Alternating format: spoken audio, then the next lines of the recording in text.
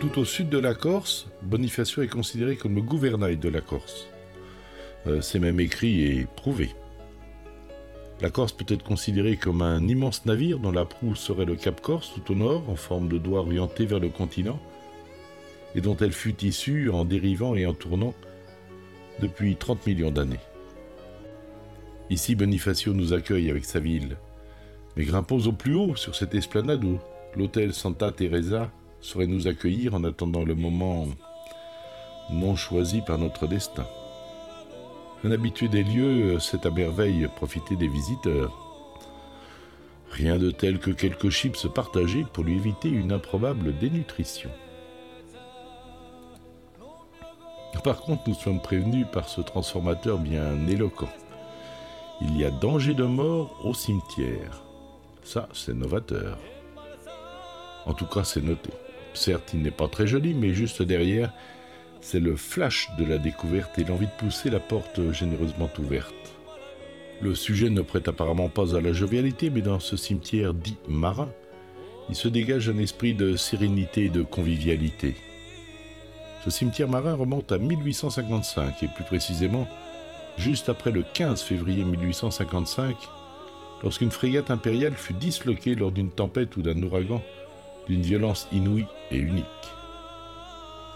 Ici furent inhumés une partie de ceux qui périrent dans cette frégate, la Sémillante, propulsée contre les récifs des îles Lavezzi. Il y eut plus de 700 morts, en fait tout le monde, dans ce superbe trois-mâts fleuron de la marine sous Napoléon III. Il fut déchiqueté alors qu'il se rendait vers la Crimée au départ de l'arsenal de Toulon avec notamment 400 tonnes de matériel et d'armement. Pas de tombes enterrées, il est vrai que le granit ou le calcaire à creuser n'y serait pas très favorable et tuerait à la tâche plus d'un ouvrier.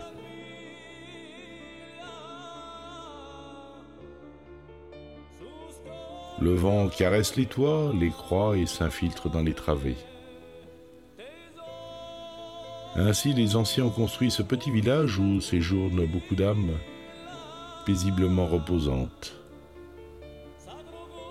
Nous parcourons ces lieux avec respect et les savourons avec étonnement. Nous causons aussi un peu aux habitants intérieurement au travers des grilles ou des portes qui parfois sont ouvertes.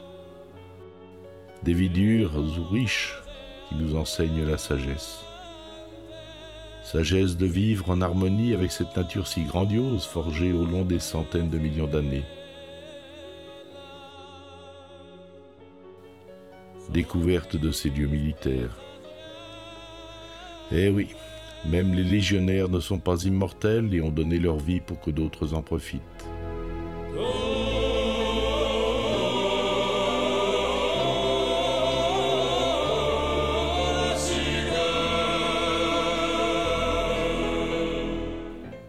Personne ne m'a fait remarquer mon accent continental et je me mis à entendre par contre un air corse entendu la veille.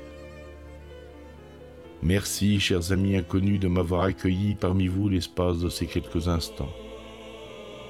Il me reste votre visage sur vos médaillons que le temps a figés. Je ne vous oublierai pas.